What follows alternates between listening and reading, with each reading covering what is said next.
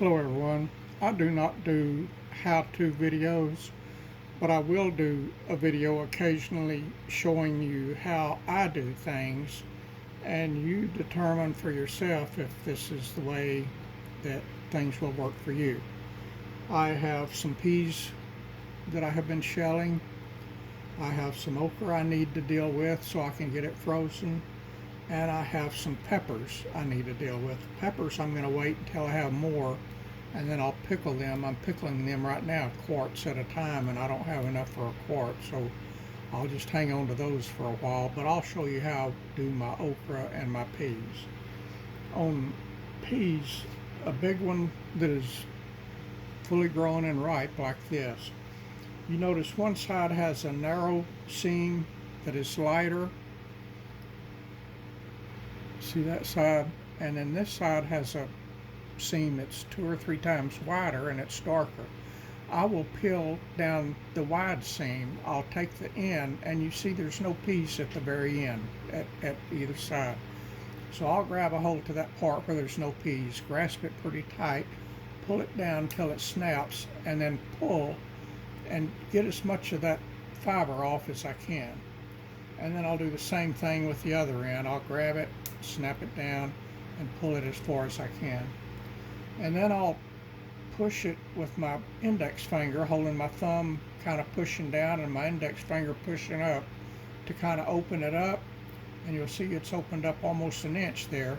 And then I'll take the thumb on my other hand with the index finger behind, kind of supporting from the back, and I'll just push my thumb down as I go. And the peas just pop right out of there. Can you see them popping out there? And it makes the job fast and easy. And then my shell, and that's the empty shell now. And the shells goes in a bag, which goes in the compost pile. I will pick several small ones like this that's not ready every day, because I like snap peas in there too. And they're not going to have much of a fiber running down the seams yet because they're not fully developed. I'll pick both ends off, and then I'll just snap it in half. And when I snap it in half, if there is a part of that fiber that comes on, I'll pull it off, but there wasn't here, so I'll just drop those in like those others I've got dropped in there. And that's how I shell peas. See, that one came all the way down. That was a long one there. It came all the way down to the end. But I'll go ahead and do the other side too. And I got some more off. There's actually like 3 fibers on these peas. I got one with one end and the other 2 with the other end.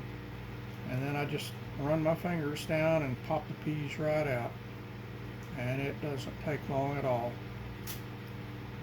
And the last 2 I've got here are snap. And I just remove the ends and then break them into small pieces. And that's that.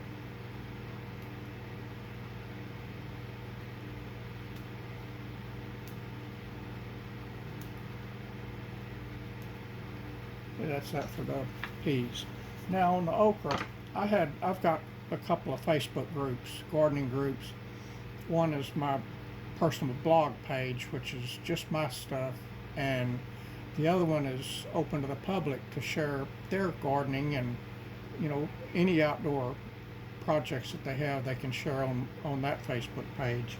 And it is called American Gardens and Outdoors. A friend of mine, a personal friend of mine, posted a picture of a big pot of okra like this on my Facebook page several weeks ago and said, this one is too big, it's going in the trash. And I asked her if she tested it before she threw it in the trash, because a lot of these pods are just as tender as the little ones like this. And she said no, that she always thought the big ones were too tough and no good. Well, I can pretty much tell by holding them when I pick them off the stalk if they're tough or not.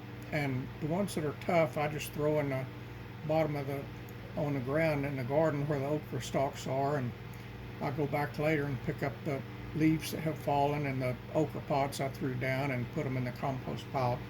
But these I've got today, I think they're soft enough. Occasionally, uh, I will cut, down several slices and it'll start getting tough. I'll throw the tough part away, but I usually get some good okra off of the big ones too. But most of the time, the whole thing is good. I can tell out there at the stalks if they're going to be good or not. So we'll tell right here. I cut the top end off. The bottom end I leave because that's good eating too. I leave the bottom, but I cut the top off. And then I just cut it up like that. And if your knife goes through, like the hot knife does through butter, it's not tough. It's going to be okay to eat. And usually I have my sheet that I do my my fast freezing on. I fast freeze my okra and I fast freeze my peas before I actually freeze them.